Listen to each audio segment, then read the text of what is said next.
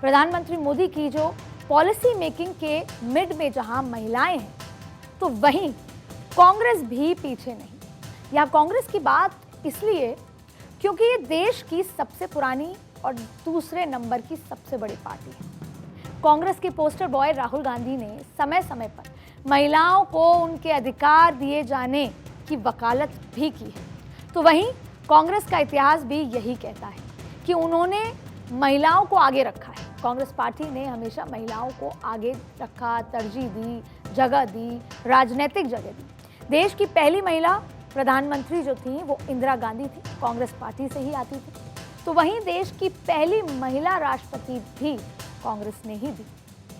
हालिया दौर की बात करें तो कांग्रेस की राष्ट्र महासचिव प्रियंका गांधी ने 2022 के यूपी चुनाव में महिला उम्मीदवारों के लिए सीट कोटा क्रिएट कर सभी को चौंका दिया था।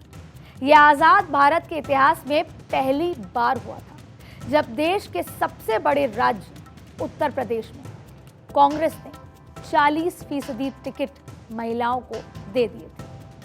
वहीं महिलाओं की स्थिति को लेकर कांग्रेस का जो लेटेस्ट टेक है कि महिलाओं को अब तक वो सम्मान नहीं मिल पाया जिसका वो हकदार हैं, जो उन्हें मिलना चाहिए। India is disrespectful to its women and does not give them anywhere near the empowerment that is their right. The treatment of our women, the empowerment of our women is the most important factor in taking India forward and making it harmonious. तो ये थे राहुल गांधी। अब centre की pitch से आते हैं राज्यों की पिच पर। देश के 5 राज्य इस साल यानी 2023 में 24 के रिहर्सल कर रहे हैं।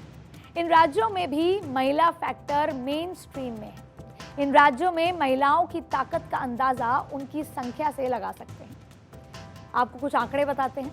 राजस्थान में महिलाओं की संख्या कितनी है और कितने वोटर्स हैं?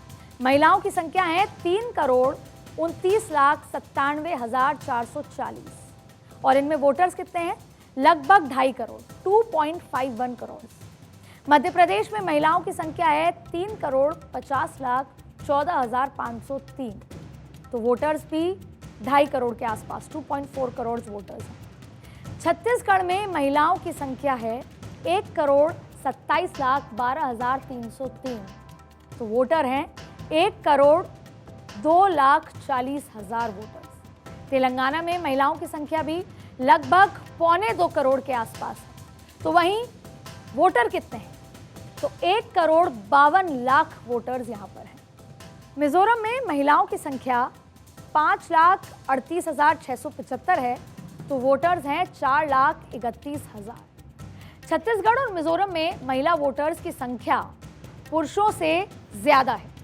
तेलंगाना में इनकी संख्या पुरुष वोटर्स के बराबर है। पिछले कुछ वर्षों में महिलाएं एक जरूरी वोट बैंक के रूप में उभरी हैं और इसमें कुछ चौंकाने वाले फिगर्स भी आपको दिखा देते हैं। 2019 के लोकसभा चुनाव के दौरान महिलाओं का मतदान प्रतिशत पुरुषों की तुलना में 0.17% ज्यादा था। लेकिन 2018 में हुए स्टेट इलेक्शन में मध्य प्रदेश को छोड़कर सभी 5 राज्यों में महिलाओं का मतदान पुरुषों की तुलना में 1 से 2.5% ज्यादा रहा। साल 2019 के लोकसभा चुनाव में पुरुषों की तुलना में महिलाओं ने ज्यादा वोट डाले।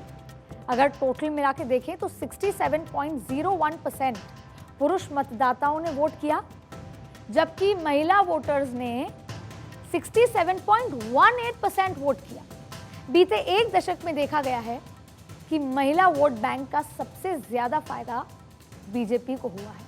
यही वजह है कि ये तमाम चीजें उसके इर्द गिर्द घूम रही हैं। 2014 के लोकसभा चुनाव में बीजेपी को 29% महिला वोट पड़े थे, तो 2019 के लोकसभा चुनाव में बीजेपी को 36% महिला वोट बैंक। आप देखिए शिफ्ट, पहले 29, फिर 36, और यहाँ पर 2022 के यूपी विधानसभा चुनाव के वोट प्रतिशत भी आपको बताते हैं। तो महिला ने कितने वोट बीजेपी को डाले? 46% वोट। वहीं अगर राज्यों की बात करें तो राजस्थान में जो इलेक्शन कमीशन ने महिला वोटर्स की लिस्ट को अपडेट किया है, बहुत इंपॉर्टेंट चीज आपको यहाँ पर बता रहे हैं। सबसे महत्वपूर्ण बात यह है कि जब इलेक्शन कमीशन की जो वेबसाइट पर जो ये आंकड़े आए हैं वो चौंकाने वाले हैं। इसमें महिला वोटर्स की संख्या में जबरदस्त उछाल देखने को मिला। और राजस्थान में जो 200 विधानसभा क्षेत्र वाली जो ये स्टेट है, जो ये राज्य है, यहाँ पर 19,89,162 नए मतदाता जुड़े हैं। यानी लगभग 20 लाख के आसपास नई महिलाएं वोटर्स राजस्थान में जुड़ी हैं इस चुनाव में। तो आप देख सकते हैं, यही वजह है कि भारतीय जनता पार्टी हो, कांग्रेस हो, उनका जो नैरेटिव है वो लगातार महिलाओं के इर्द गिर्द घूम रहा है। तो छत्तीसगढ़ में महिला वोटर्स की संख्या पुरुष वोटर्स से 7,161 ज़्यादा है। तो वहीं बीते चुनाव में पुरुष वोटर्स की संख्या लगभग 8,400 ज़्यादा रही है। अब मध्य प्रदेश में भी यह आंकड़ा आपको बता देते हैं, यह आंकड़ा बड़ा है।